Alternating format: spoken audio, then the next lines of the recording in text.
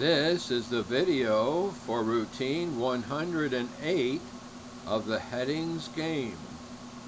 First sets the canvas to 4, sets VG to 0, TG to the answer's TAW option value, IG to the cycle counter, and mods IG with 8. So IG is going to go from 0 to 7 and 0 to 7. Then it sets up the very values that it's going to use, given those for the particular heading. Then it sets YS to 98. That would be for the offset down to the first heading. Then it moves the 9 values in for X and R for each one of the 9 letters.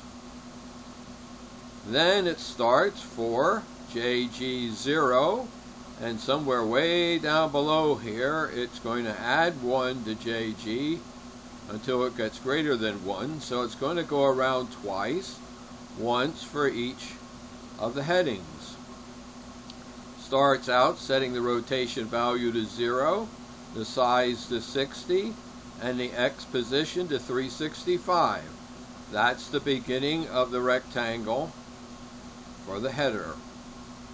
Then it says if its counter, the cycle counter is not equal to 0, go to JB. Well, it's only equal to 0 one time during the cycle of the counters, but when it is, it will set tall back to the pick value for that particular TAW, whatever it was set for, both the tall value and the wide value. Here's where they can be varied, depending on the option that was picked. Then after that is set, it sets tall wide to tall, multiplies it by 1,000 because that's the first value, 3-digit value that's going to be in the number for TAW. Then it adds the Y value to it. Then for the times when the tall is supposed to be increased each time, that is, it starts at 0 and is increased, it cannot be increased past 100. So if it's already greater than or equal to 100, it goes to JC. If it's not, it brings it up to 100. Same thing for how wide it is.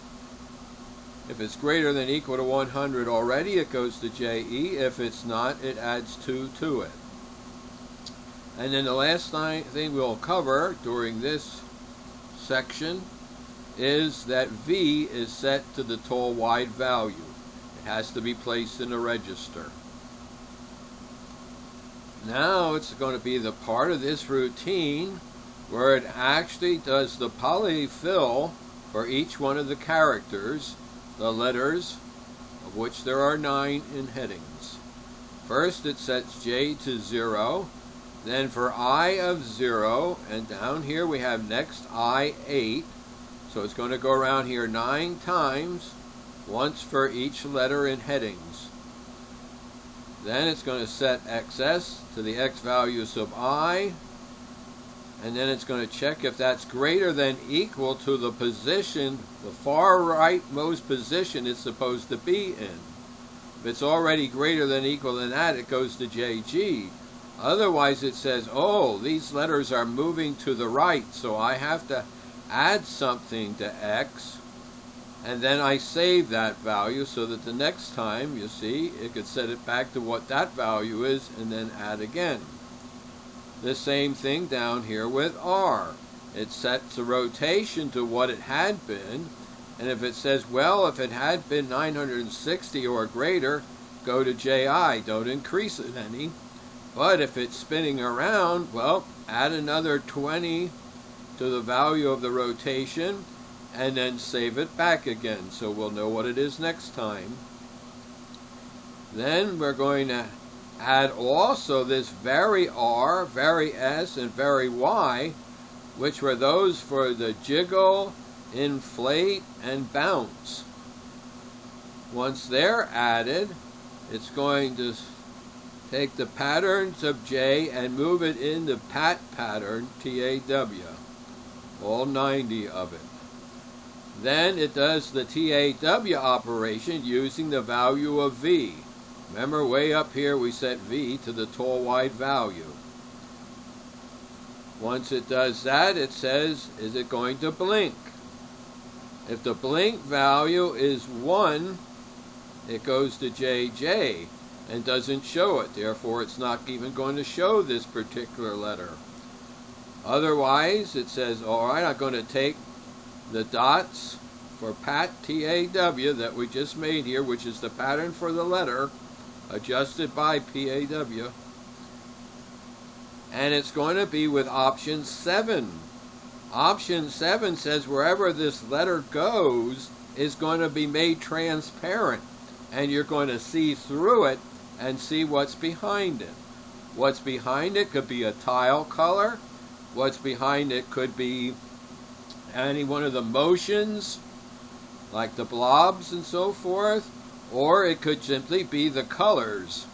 Our red, green, and blue, and our yellow and brown colors behind it, our dual colors. Well, once that is done, then it does the polyfill for the letter. Now, once that is finished, then it subtracts back for the R, S, and Y vary values, which is the jiggle, the inflate, and the bounce. It puts them back as if they hadn't happened. And then the next thing it does is adds 1 to the IG value, but mods it with 8 to make sure it just goes from 0 to 7.